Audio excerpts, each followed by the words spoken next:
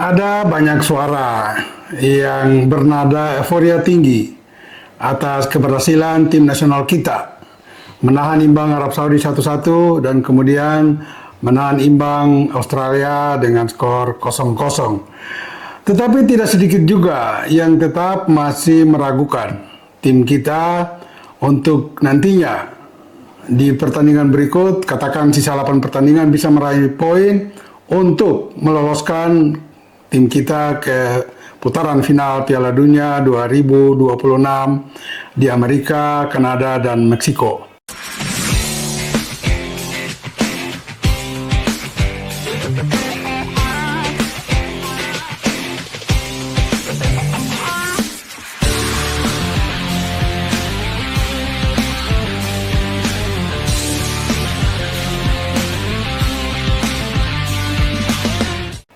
Semua rekan sahabat Rai Soccer TV, tetap bersama Bung Yes ya.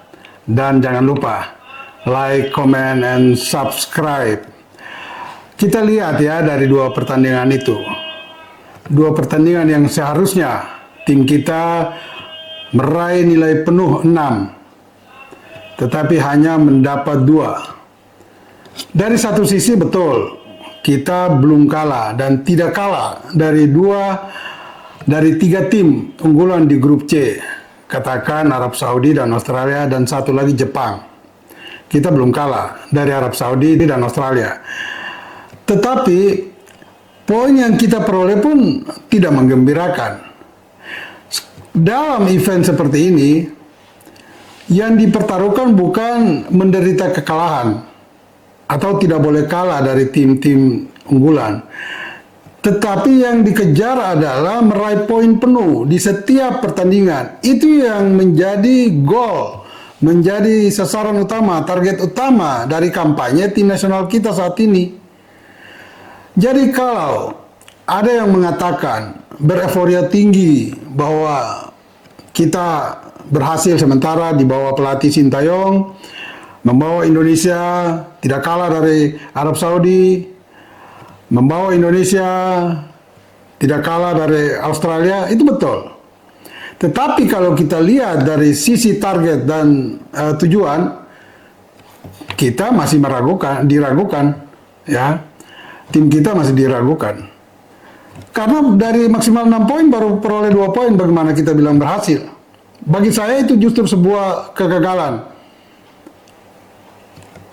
Kalau dari 2 pertandingan kita merebut 3 poin, masih lebih baik dari 2 poin. Katakan mungkin kita menang atas Arab Saudi dan kalah dari Australia, kita masih merebut 3 poin. Tidak peduli bahwa kita tidak akan susah, kita tidak pernah mengalahkan Australia atau susah sekali mengalahkan Australia atau baru sekali dari 15 kali pertemuan atau 19 kali pertemuan mengalahkan Australia, tidak. Tapi yang dikejar sekarang adalah poin atau sebaliknya, ya. Kita kalah dari Arab Saudi, tapi kita menang dari Australia. Tetap 3 poin. Itu pilihan yang lebih baik daripada kita menahan imbang 2 tim itu, namun hanya mendapat 2 poin. Nah, ini yang harus disadari betul oleh kita semua, pendukung setia tim nasional. Saya tentu sangat berkeinginan tim ini sukses menembus Piala Dunia. Tetapi sukses itu juga tidak seperti bernarasi saja. Harus by proses. Nah, proses ini yang harus diperbaiki, dimaksimalkan, dioptimalkan oleh tim nasional kita. Ya, lebih khusus pelatih Sintayong harus dia berbuat sesuatu yang lebih terhadap tim ini. Ya, misalnya saja tim ini dari putaran kedua masuk ke putaran ketiga belum memperlihatkan sebuah perubahan yang signifikan dalam sisi permainannya. Bahkan Sintayong di putaran kedua, usai putaran kedua mendatangkan seorang pelatih dari Korea Selatan juga untuk menunjang kinerjanya, yaitu pelatih penyerang.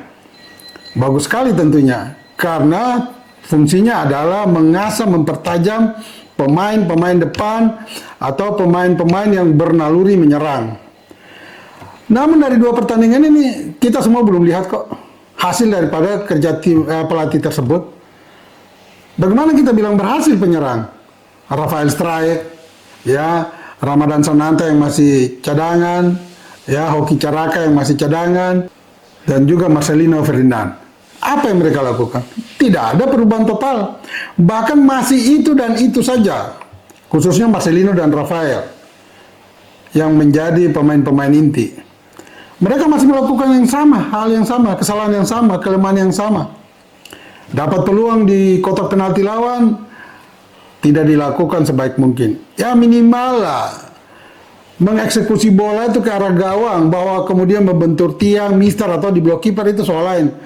Tetapi terlihat sekali mereka pertama tidak berani mengambil keputusan untuk menembak ke gawang.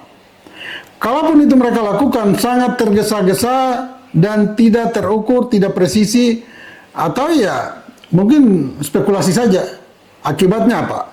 Ya bola itu naiklah di atas gawang jauh 10 meter di atas, atau melebar jauh 5, 6, 7 meter dari samping gawang. Ini berarti ada yang salah, ya, ada yang salah dengan tim nasional kita.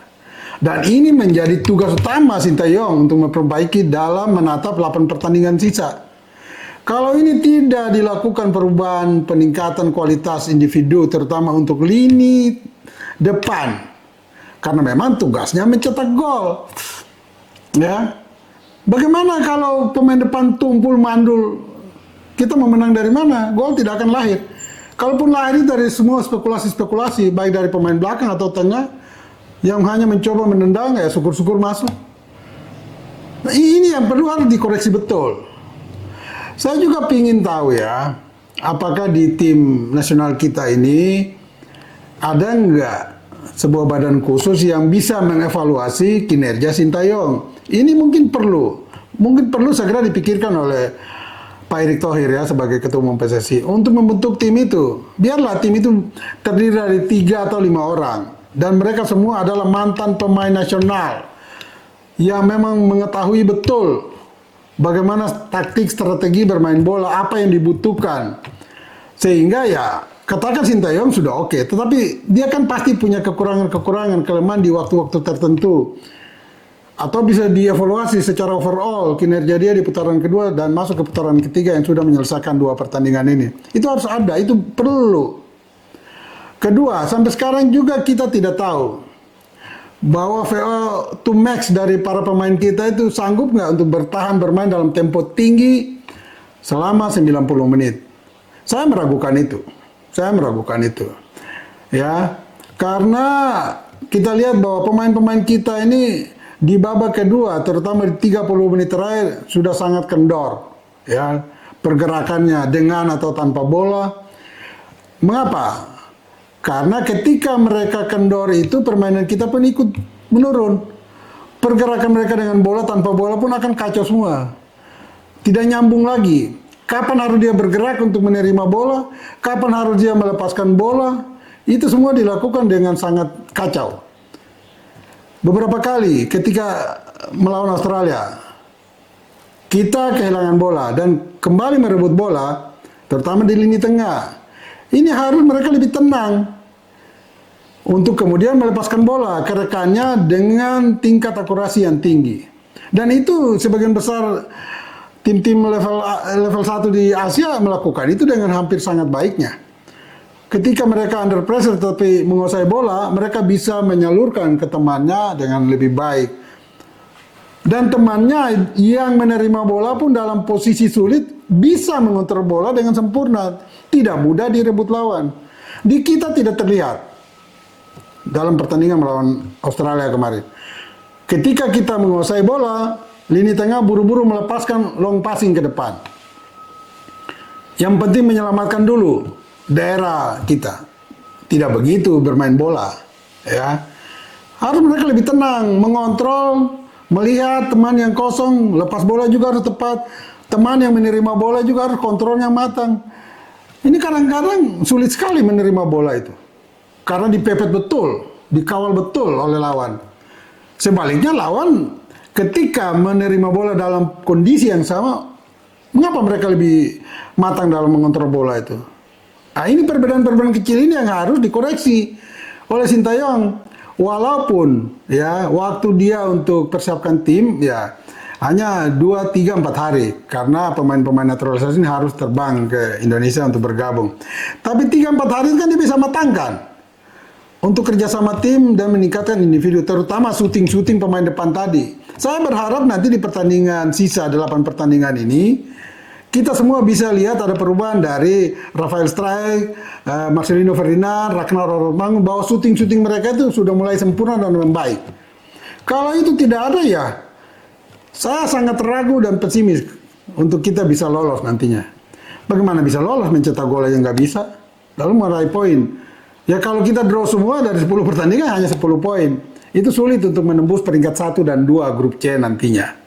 Nah itu kira-kira sehingga walaupun ya kita semua harus puas dengan belum kalah dari Arab Saudi dan Australia, tetapi kita harus kecewa dengan hasil yang baru direbut 2 poin. Ya meskipun posisi kita ada di posisi keempat sementara masih di atas Australia yang 1 poin ya, dan juga Cina yang tanpa poin karena 2 kekalahan. Dan juga kalau kita mau hitung-hitungannya Australia, 1 kebanggaan juga buat kita. Kita sudah mencetak 1 gol. Australia dari 2 pertandingan belum mencetak gol. Tapi oke lah, itu bukan urusan kita. Yang penting kita harus perbaiki. Dan STY harus meningkatkan performa timnya di pertandingan ketiga sampai di ke-10 nanti. Kalau tidak, ya udah wassalam aja kita. STY nanti tinggal kenangan aja. Mudah-mudahan kenangan baik dan bukan kenangan buruk.